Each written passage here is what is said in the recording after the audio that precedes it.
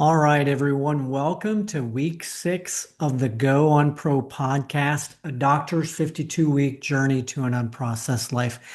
And wow, what a great week it is. I just got back from an amazing holiday in the British Virgin Islands.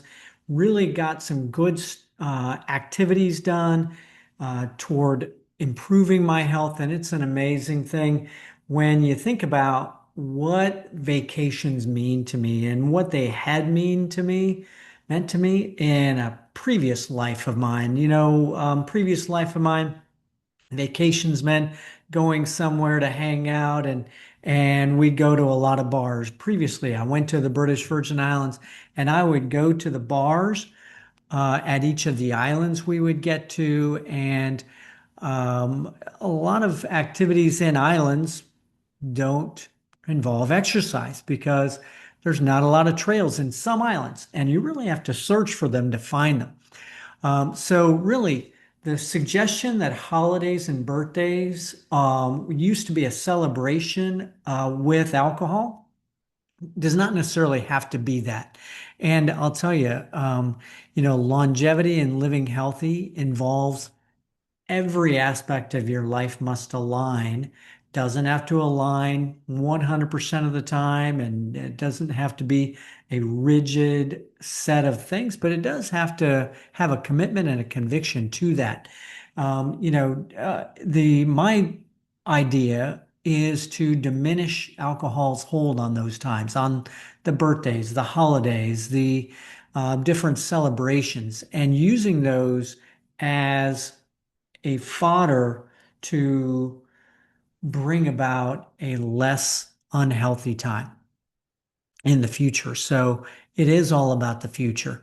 If you think of the number of holidays during the year, think about the birthdays that friends have, and your own birthday, and Christmas, and New Year's, and St. Patrick's Day, and then you come up to Memorial Day, and then you come up to maybe even Easter. Some people with, obviously Mardi Gras is around that time, right? And so then you get to May, and then you get to July 4th, you get to June holidays, you get to the summer holidays, you get to Labor Day, you get to Halloween. Halloween has become a big alcohol celebration, right?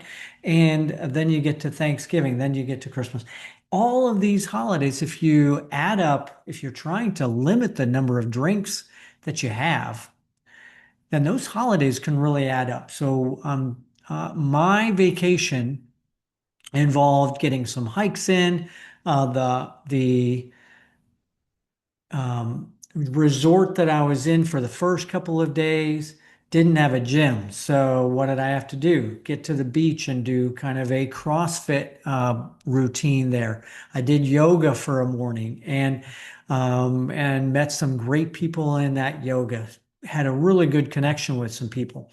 And so really an amazing time I had for just 3 or 4 days, and came back really refreshed and really ready to go to keep that health going. Ran a couple of times already this week after I got back, and went to the gym, really getting a connection there, and went over to some friend's house, had a little get together. Really encouraging using those activities and those holidays to foster a healthy diet, exercise into that. And perhaps even we're talking about getting some connection and connectivity, talking about having a wellness party, and also maybe painting during those time frames with a party. And so I think that really my goal over the next month is to really cement that into my life. Okay, so let me tell you, you really have to have that commitment and conviction. And there's the idea of a push and a pull. So certainly the push is your innate drive, which not all of us have, right? But that push, there's got to be something within you that can give you that push. Think about a time in your life when you've had that push to succeed. But now then, um, bring that out. Okay, so then the story you have is going to be able to pull you to where you need. And so my push is pretty evident from my life, from my athletic days to then into my academic days and becoming a physician. That push and that drive has always been there. So I've got that already. The key for people to find is that push, even if they don't feel like they have it. And what that involves is really having some self-love, is finding out that that self-love involves your worthiness to have a successful, healthy life. Okay, so and again, everybody starts at a different spot in their health and their life. You may be 25 years old and feel like you're healthy and feel like you're invincible. You may be 50 and feel like you're healthy, but you really may not be. You may be 60 and already have had a setback in your health. You may have some obesity and not really realize that you really do have some reason why you need a change in life. And oftentimes that um, that involves kind of the kick in the face by life and realizing that. I just had a friend whose mother found out she was pre-diabetic and now is able to get her life under control. And I think she's done some really great changes in that. And that's great. But sometimes it takes that push and that drive. And then the pull is going to be the story. I go back to a story very frequently in my life. As a matter of fact, I wrote this story in my college admission essay to Northwestern University. And I think it's a big reason why I got into that university. When I was a sophomore in high school, I wasn't the biggest and the greatest wrestler on the team. I was on junior varsity. And actually, come to think of it, when I say that, actually, I was a good wrestler at that time. That may be, obviously. Um, that self-deprecation that many people have about their life and about the quality that they were. Actually, my sophomore year, I was a really good wrestler. I had, even though I was on junior varsity on the wrestling team, I believe, and I don't have the exact record, but I believe I was like 32 and 9 maybe on the junior varsity wrestling team. And I remember over, let's say January sometime, our junior varsity team was entered into a varsity wrestling tournament. And it was a small school wrestling tournament. And we were in the top division in my high school, but we were one of the smallest top division as far as size in the state of Iowa. And um, one of the guys that was in front of me at 105 pounds, tiny, right? 105 pounds. I weighed about 118 pounds sophomore year, maybe 115, and found it not too hard to cut weight. But the guy who was ahead of me was cutting weight from about 130 pounds or so. And come, come, I guess it was the end of January. He could not make weight. He just lost it. Lost his drive, lost his push, lost his pull, right? And couldn't make weight. So that advanced me up to the varsity team. And it knocked me up there with the last two meets. And I won both of those meets. And then came conference tournament, and I got second place in our conference tournament. I think it could have been maybe third place. I think it was maybe third place. I lost once. So I was 4-1, and I believe you needed somewhere around 5 to 10 wins or something like that to get a letter, a varsity letter. And I remember our uh, high school wrestling coach, his name was Nicholas Hobbs. Great guy, great motivator. I'll tell you, that guy could make us run intervals in the morning, 6 a.m. intervals before school. He could make us do anything, along with an assistant coach, Dan Pavlovich. These guys could make you do anything. But Nick, I think, realized that there was some maybe imposter syndrome going on and maybe a feeling of unworthiness because I'm on the junior varsity moving up to go to the district tournament. And the district tournament was, our district was very difficult in those days. We had we had schools in our district that were much bigger than us and in much bigger cities. My hometown, probably around that time, probably had about 8,000 population. It's probably gotten even lower by now. Our graduating senior class had about 180 or 190 kids, and that was the only high school in my hometown. And so it was a very difficult thing. And I did end up getting third place again in the district, but that didn't get me into state. But that put me at like let's say, again, maybe a 6-2 total record for my sophomore year, something like that. But before that tournament, to motivate me, because there were some people who I felt like, wow, the guy in front of me could barely beat these guys, and could I beat them? And I was um, definitely smaller and less strong as some of these people because I was starting out at a much lower weight than a lot of people at 105 pounds.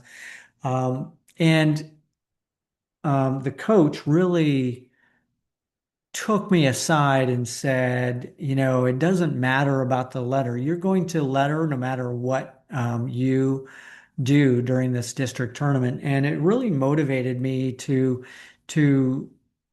get rid of that imposter syndrome, get rid of that feeling of unworthiness, and really push me. And I think that if I hadn't had that motivation after to really not be motivated toward the letter, or the varsity letter, but to be more motivated just for myself and my own push and my own drive. And, I've always been that self-motivated studier, let's say, and most of my academic life has been relatively easy for me. But I'll tell you that really gave me a push, and that push is the drive.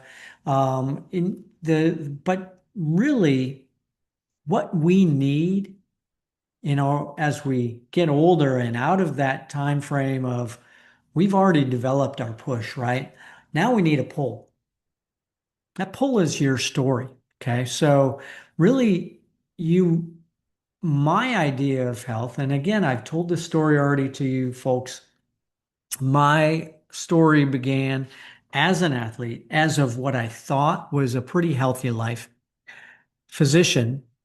So a physician should be healthy, right? You'd think so. And again, found myself a little overweight, found myself starting to head toward pre-diabetes. And this is really my pull and my drive now and my why.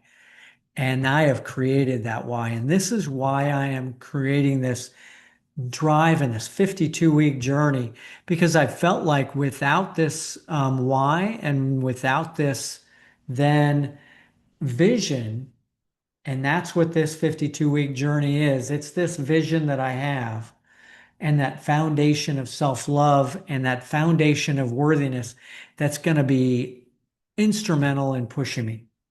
But you can't really manifest your health with just a vision of wanting to be healthy.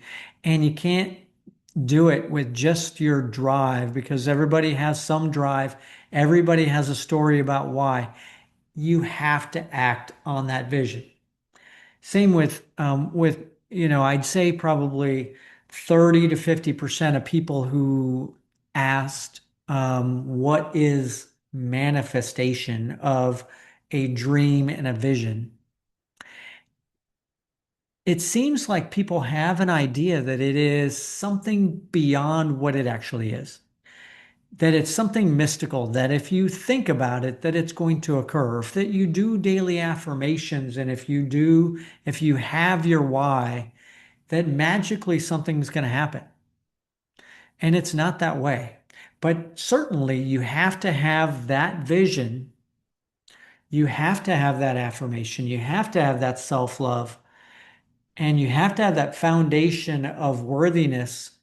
And I'll tell you, if you don't have it, if you don't have that self-love and worthiness, you need to get it. And I need to get it. And sometimes it takes counseling. Sometimes it takes friends that are with you and along for the ride to help you and be that person to give you that give you that love from outside and show you that you're worthy.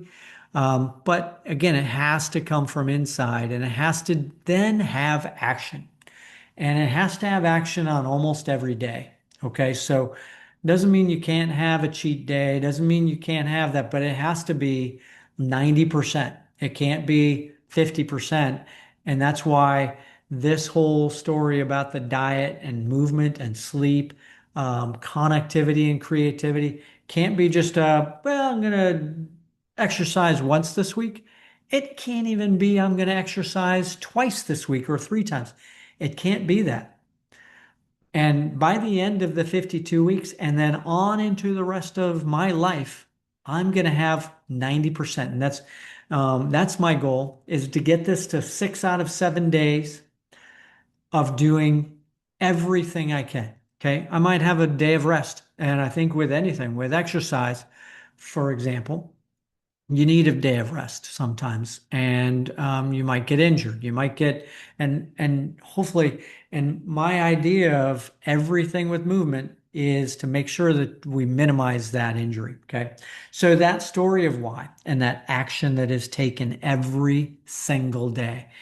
You can have that rest day, but you still need to be thinking about it, and um, you can't dwell on any failure. You can't let any failure extend beyond that one day. So, what are we doing with this week 6? Okay, so amazing that I just had a great vacation with great exercise, great diet.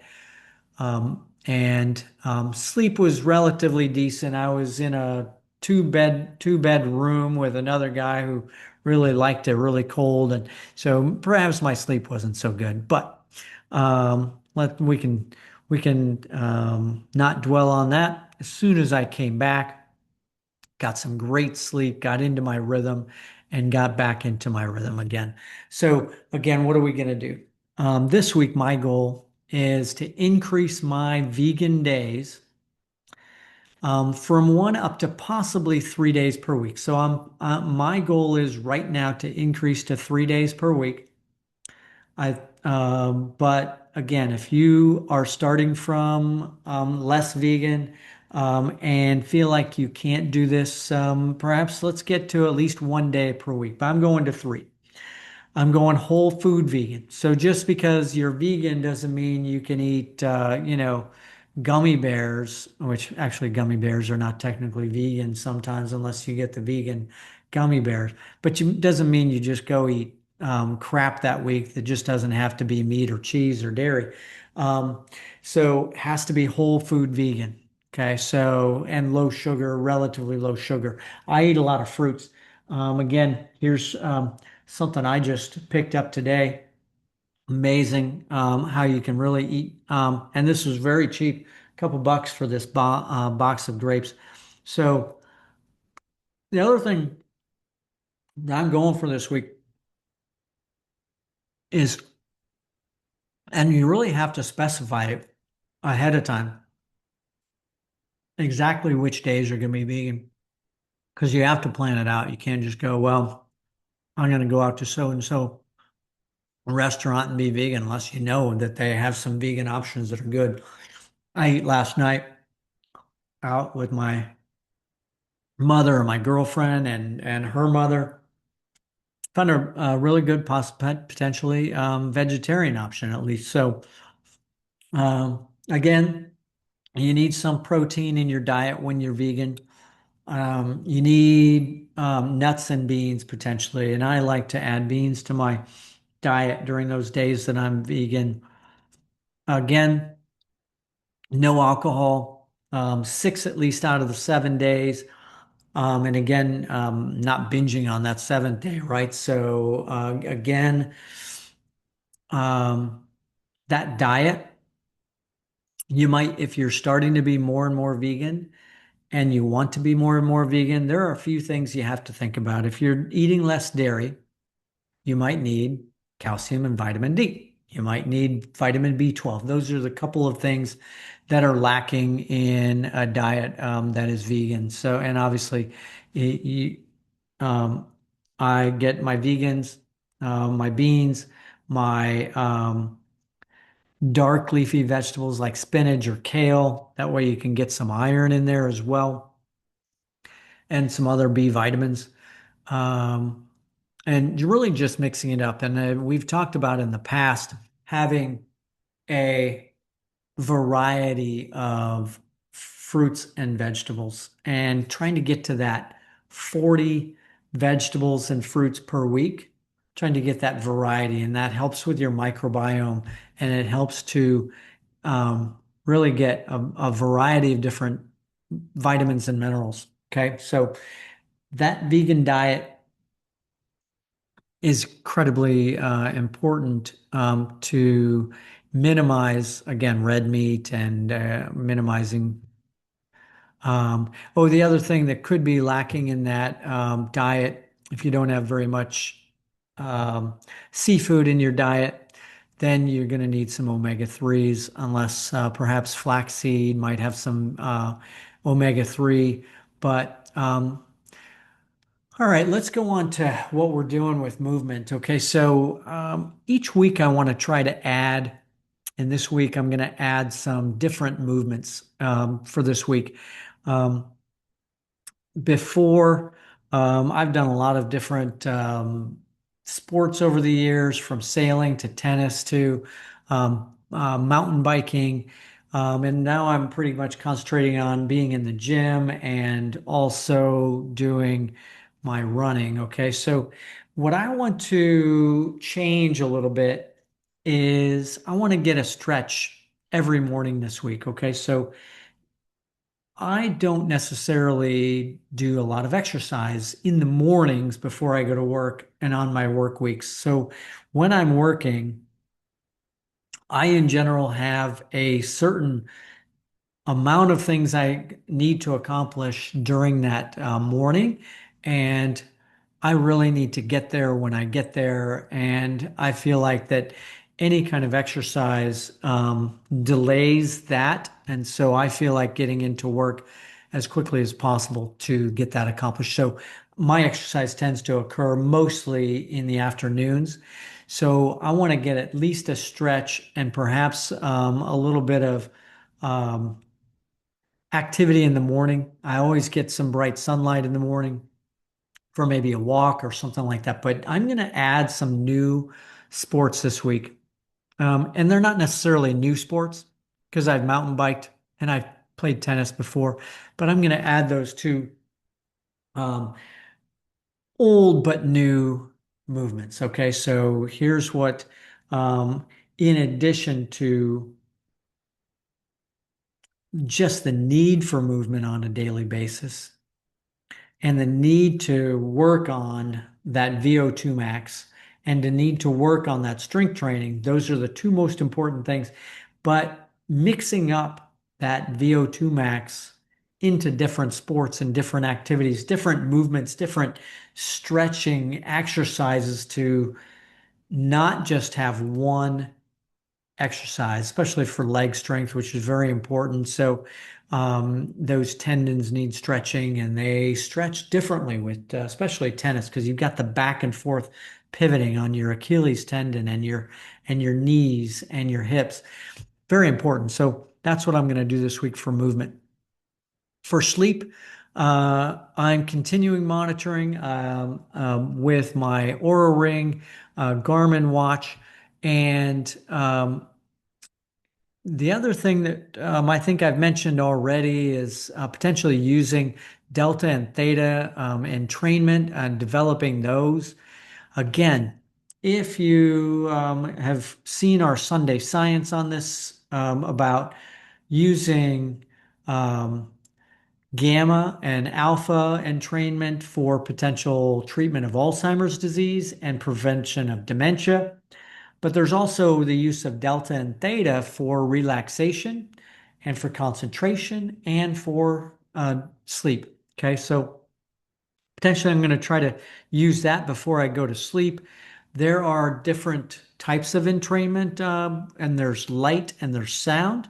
And in the sound, there's either binaural, which means you have to have headphones to see it. So if you get onto your Spotify or your YouTube music or whatever, however you listen to your music, and you Google this, not Google, if you search for it in those apps, you're going to need to find either a binaural if you want to use headphones for it, or a monaural, or it's also called isochronic, which means that you don't need headphones. If you find one that's binaural and you just play it on your phone by your bedside before you go to bed, you're going to find that it's not going to work because it is meant to be in a stereo situation where the combination of the left and right channels creates the entrainment and that 8 hertz or 6 hertz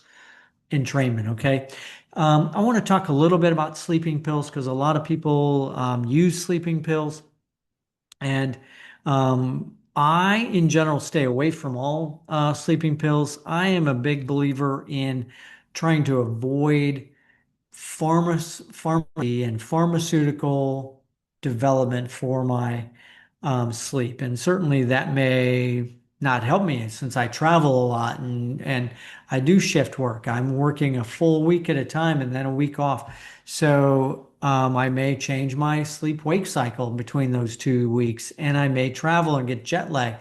I find that if I train myself on the light dark cycle, that works just as well as melatonin for me. But if you need it, melatonin at the lowest milligram actually is all that's needed. And really, you shouldn't need it every single day because what melatonin does is just sets the cycle.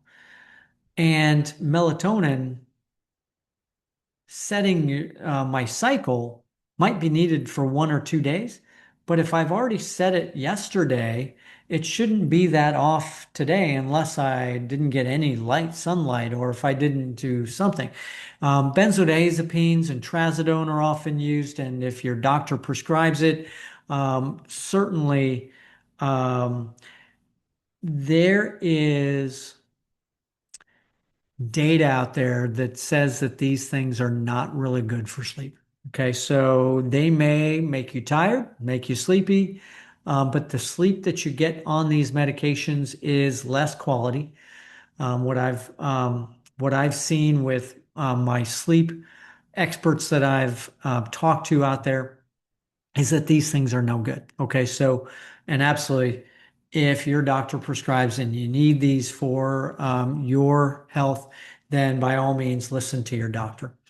Okay, so that's my sleep plan for the week. Going to use my monitor, get my sleep wake cycle set. My connection and connect and creativity. This week I'm going to start painting. I have painted a little bit in the past, And some people think, well, this can be expensive, right? Well, for $30, you can get like 8 or 10 canvases and then about another $30, some pretty good paint sets. And then you might need an easel, right? So here's what can motivate for this creativity, and that is we all want to save pictures, right, from our vacations. And certainly you can just send your photo off and get a picture sent back to you by many of these different apps and services. But what's the good in that? You can see it and you can look at it, but if you do something either on your vacation or after you get back, if you can paint your favorite vacation, that can immortalize that forever, right? And so, what a great way to do that if you can take some acrylic paints or even oil paints and create that scene that is your favorite vacation. You can use your picture, that you took as a guide. But again, here, it's not about the being the highest quality painter. It's about being you and loving yourself to know that even though you may not be that great at it, it's you. It's how you can create. Okay. So, and if you find, that your picture, of a sea looks like vegetable soup, then by all means, maybe you don't want to hang that up, but try it. You can't lose. Okay. So I'm not going to lose. I'm going to win. And I'm going to make that painting of the British Virgin Islands. I just got back from it. I was on a great hike up in the top of the Virgin Gorda, and I had done a kind of a run hike. And I'll tell you, the top of it kind of had this nice little sloping area that was perfect for running. And every little spot had some good views, and it was hard to keep running with those good views. So each of them, I took some pictures of Walnut Bay, of the North Sound, of Drake's Channel, going off of Drake's Channel along Necker Island, and you could see Bitter and Yacht Club and Sabre Rock in the background. Amazing view, and the sailboats in the dark blue water and some of the beaches with some turquoise water and some of these big super mega yachts there. Oh, there was one schooner at a dock that was amazing, and all of that inspires me to think about this painting. So, and here's a way to really bring that creativity and connection in is you could have several people over to do a paint party. Okay, so let's think about doing that. Okay, um, this week is might be a little problematic for that because we have Gasparilla coming up in Florida, and so those kind of parties might have to wait until next week. So, but do that. And here's the last part. And this is, I think, going to be a little bit difficult for a lot of people. But here's my goal this week. And my goal every week is to eat as much whole foods, okay? But this week, I'm going to go for it and I'm going to try this. Um, as I've told you before, I've had some of week one, week two, week three, we've had some goals to eat as many vegetables and fruits as possible. That 40 vegetables and fruits, 40 different ones, right? It is a lofty goal, right? So, and I accomplished it one week, and I think I haven't accomplished it a lot of the weeks. Um, but try this, and I'm going to try it this week.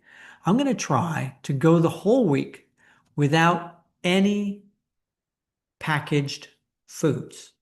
When I say that, let's define packaged foods because almost all of our food comes in packages, right? So my grapes, my grapes came in a package, but I don't consider that a packaged food per se. It would be nice if that came in a more of a uh, like a natural box, but it doesn't, right? So that grape, it doesn't touch the plastic per se, right? And it's a single ingredient. We're going to define, for the purpose of this, a packaged food as being anything with more than just a couple of ingredients. And the main ingredient, let's say olives come in a jar, right? And they're preserved and or they're brined, right?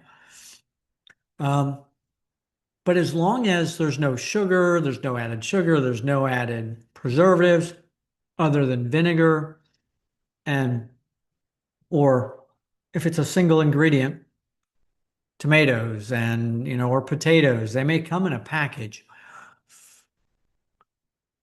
But as long as it's just a single ingredient or a vinegar or it's in oil, like sun-dried tomatoes sometimes come in an oil, right? Hopefully it's going to be olive oil. And always, I try to make sure that all of my processed foods are in or cooked in a vegetable oil that is healthy.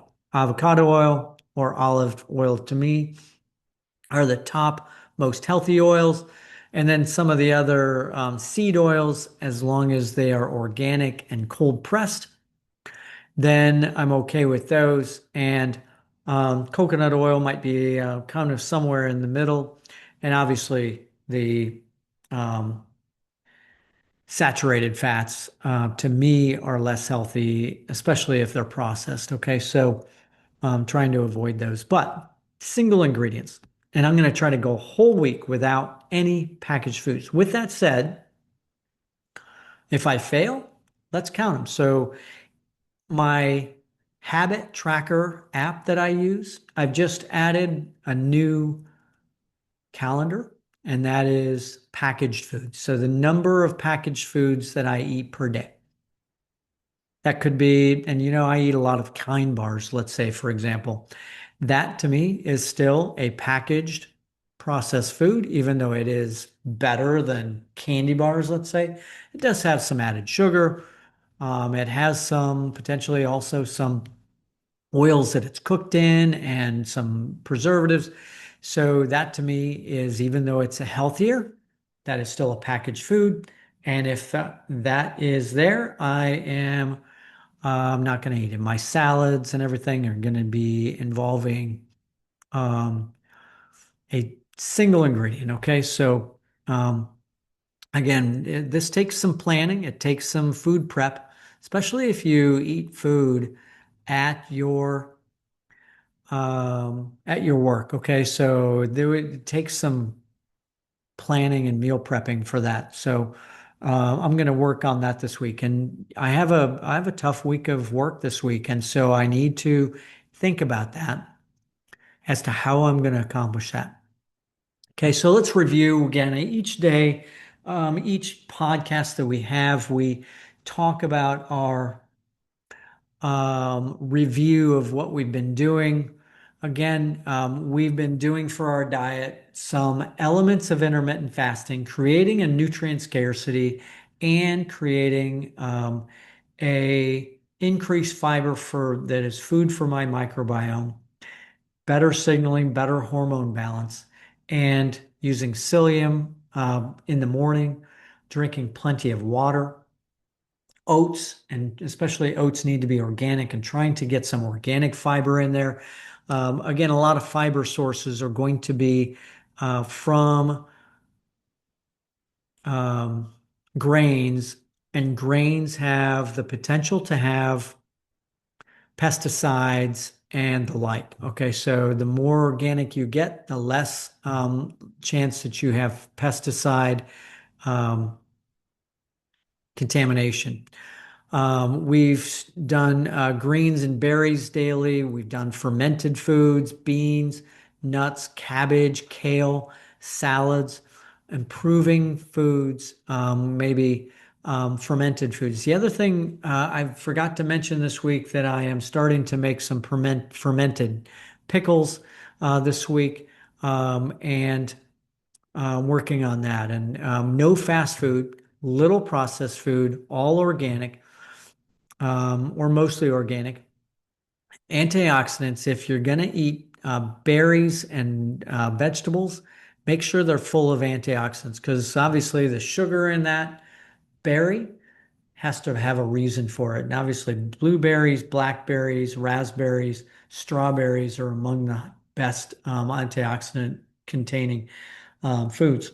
And olives are steady in my diet. I'm eating no dairy or very little dairy, no red meat, um, and allowing maybe for a special occasion if I absolutely have to.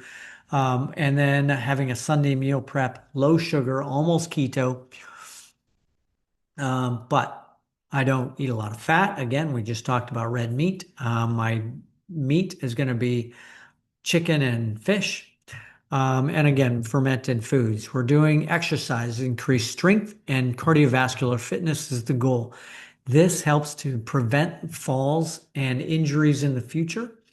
Resistance training, not to maxes, but to the 12 to 24 rep failure. That brings in a lighter weight that helps prevent that injury. Different forms of exercise, bicycling, running, walking, lifting, dumbbells, stretching. Um, that connection, we're increasing our connection to family and friends, creating social enablement of your new lifestyle. I need friends that are going to go along with me to eat healthier, okay? Texting and phone calls, trying to create that connection that we've lost, okay?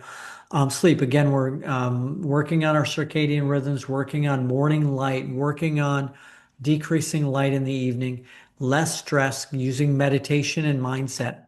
Again, the phone out of the room. I charge my phone at night in the bathroom. It's away from me. And as long as I'm not on call that night, that can help. Red light in the evening, lower light in the evening, entrainment and meditation. For plastics and the like, we've gotten rid of our plastic containers for storage, bottles, using cookware that's stainless steel and um, none of the non-stick cookware. Prepping using a food processor that's glass and stainless steel. Utensils using spatulas and spoons that are wooden or stainless steel. Again, that recap of the supplements that I take, really just calcium and vitamin D, omega-3, and a B12 and a B vitamin. Really, that should be all the supplements. Again, potentially, what else? Um, and reiterating the goal and really using daily affirmations on a daily basis. That daily affirmation of your goal and that you are able to exercise and be the athlete you need to be. That doesn't necessarily mean you need to be a great athlete because you don't need to be. You need to be the athlete you need to be. That athlete could be walking briskly around your neighborhood for 30 minutes, 10 minutes, whatever you can do at the start. That for me is doing the best that I can, and that is the best advice I can give anybody is to do the best you can because I'm doing the best I can. And any failure, I pick myself up and the next day get back to it. Okay, same thing with my diet, same thing with plastics. I might have use a plastic water bottle because I need some water at work to stay hydrated, and I don't have access to whatever non-bottled water. Um, Again, so get that push, get the pull from your story and your why, and create the why. Creating the why may involve getting counseling. And I've been in counseling. I've used meditation. I've used my friends to help me with this.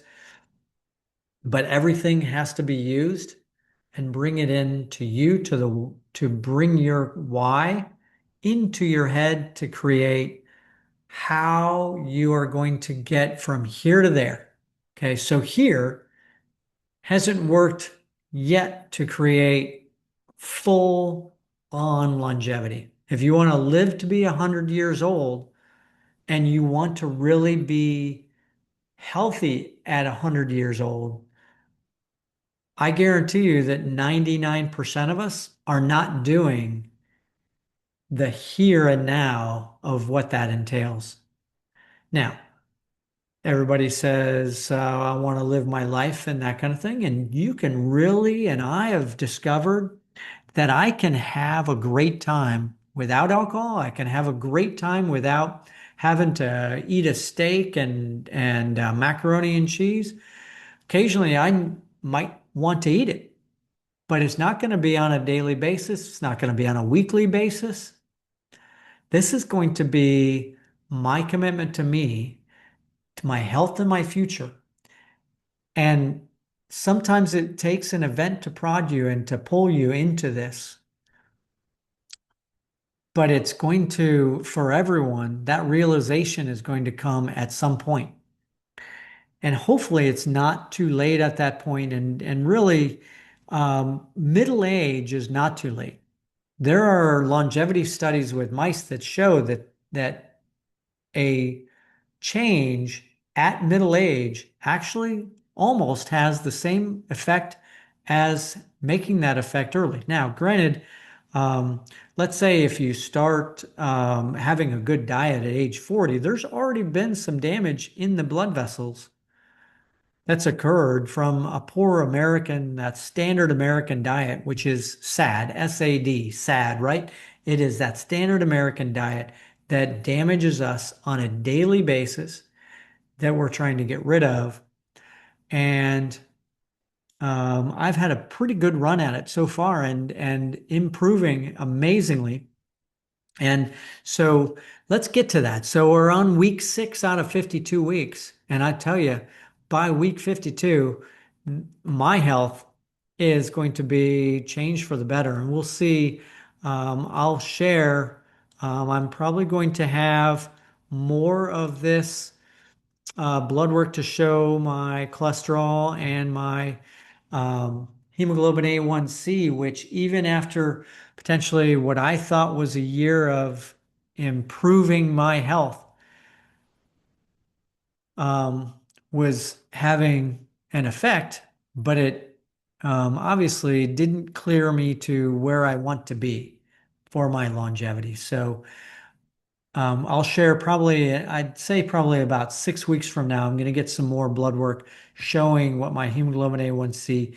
I'm checking my LDL, HDL, and apolipoprotein B, and several other facets to my blood work. I had some inflammation. I think some of my inflammation has to do with my allergies. I'm getting allergy shots, and that creates some inflammation, right? And I think some of my inflammation was due to getting an allergy shot the day before I had my blood work.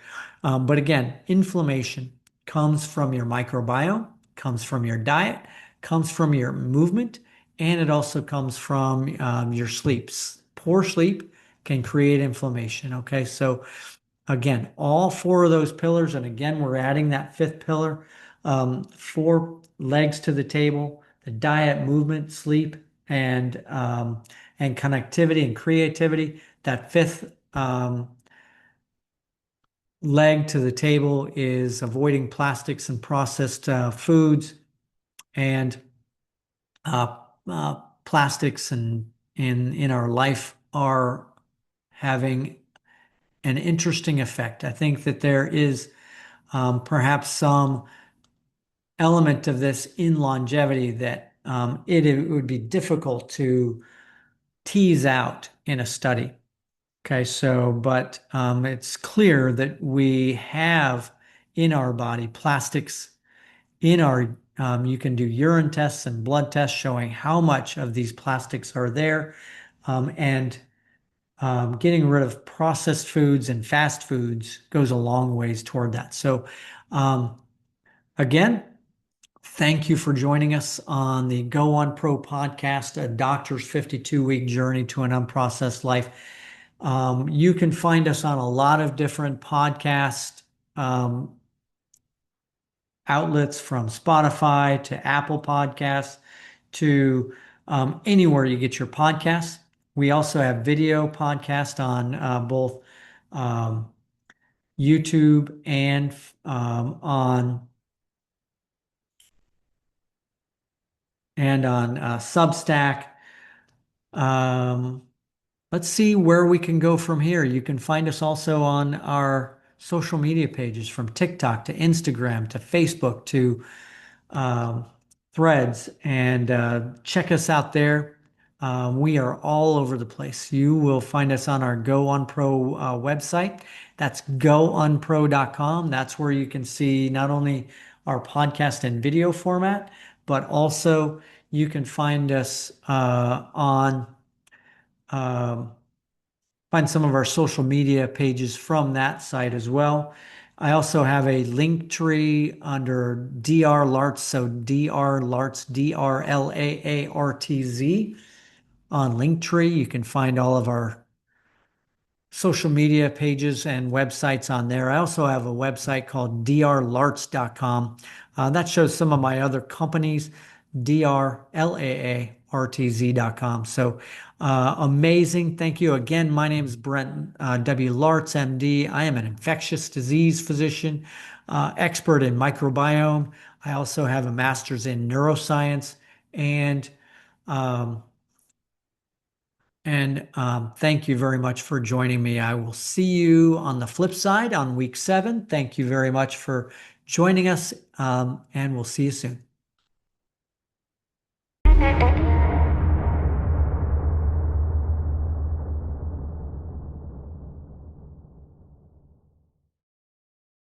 This site and any information communicated within it are not intended as medical advice. The information herein is not intended as medical care, diagnosis, or treatment of any medical condition. No component of this content, including discussion or comments, shall be construed or implied as establishing a doctor-patient relationship. Before you translate or copy any of the information, diet, exercise, or products utilized herein or on any social media post to your own practice, consult your own research, physician, therapist, or nutritionist for your own health. No warranties or claims are made as to the benefits or risks of any treatments, diet, exercise, or products herein. Research any treatments, diet, exercise, or products thoroughly before trying for yourself. Referral, affiliate, or advertising fees may be garnered by this site.